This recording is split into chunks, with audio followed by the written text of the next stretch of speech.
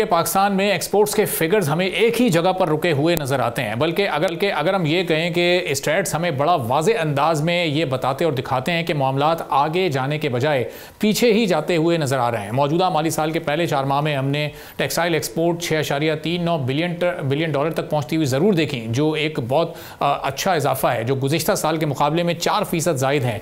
जुलाई 2025 में हमने टेक्सटाइल के एक्सपोर्ट को 33.7% का इसमें इजाफा होते देखा।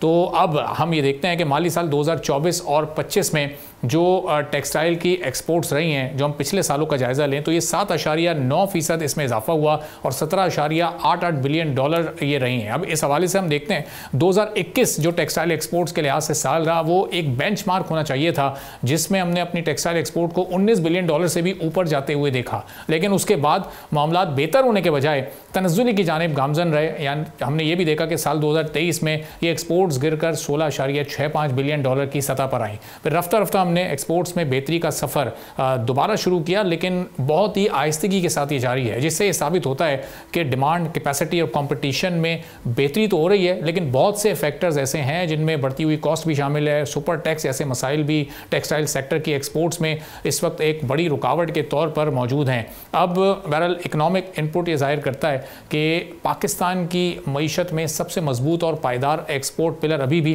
टेक्सटाइल ही है, जो एक्सपोर्ट एम्प्लॉयमेंट और इंडस्ट्रियल सरगर्मी का भी एक बड़ा जरिया है। लेकिन अब इसमें इजाफा कैसे किया जा सकता है? ये 4 महीनों में जो हमने इस फिस्कल ईयर में मामूली सा इजाफा देखा, इसको एक काबिल कदर इजाफे में कैसे तब्दील किया जा सकता है? जो चैलेंजेस दरपेश हैं उनमें कैसे कमी आ सकती है, इस पर हम बात करेंगे। कामरान अरशद साहब, चेयरमैन एप्टिमा, हमारे साथ मौजूद हैं। कामरान साहब, बहुत शुक्रिया प्रोग्राम के लिए, आपने वक्त निकाला। अब ये 4% की बेहतरी, 5% की बेहतरी, इससे तो काम नहीं चलेगा। जाहिर है हम अपनी एक्सपोर्ट्स को 20 अरब डॉलर से ऊपर कैसे ले जा सकते हैं टेक्सटाइल की, फिर 25 अरब तक का सफ़र कैसे ये मुकम्मल होगा?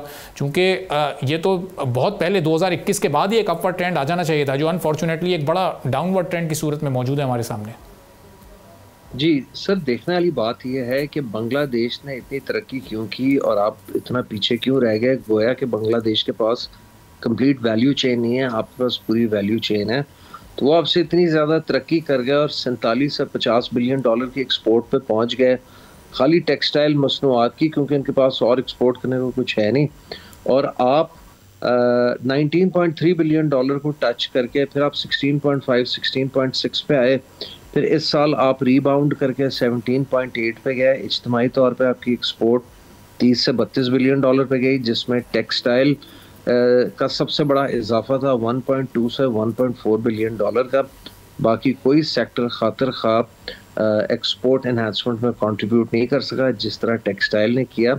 अब आपका सवाल है कि ये क्यों नहीं 20 से 25 बिलियन डॉलर पे जाती।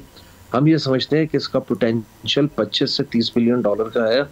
शॉर्ट टर्म में मौजूदा अचीव किए 17.8 बिलियन डॉलर के ऊपर, लेकिन उसको अचीव या रियलाइज करने के लिए गवर्नमेंट को अपनी तरजीहात को और इस्लाहात को ठीक करना पड़ेगा। गवर्नमेंट को अपने खर्चे काटने पड़ेंगे एंड खर्चों से ज़्यादा मैं समझता हूँ सनतकारी को, तिजारत को, इन चीज़ों को एक नेशनल इकोनॉमिक एमरजेंसी डिक्लेयर करना पड़ना है कि हमने इनको रिवाइव करना है, लोगों को रोज़गार फराहम करना है और पूरे पाकिस्तान को इंडस्ट्रियलाइज करके इसका ट्रू पोटेंशियल अचीव करना है। आलमी global textile trade 900 billion dollar की है, जिसमें पाकिस्तान के पास सिर्फ 1.8% शेयर, लेस देन 2% है। बांग्लादेश के पास 6.5% का शेयर है। चाइना के पास 35% का है। हमें सर 1% इजाफी शेयर बांग्लादेश का मिल जाए, चाइना का मिल जाए, वियतनाम का मिल जाए, तो इस मुल्क की किस्मत बदल सकती है।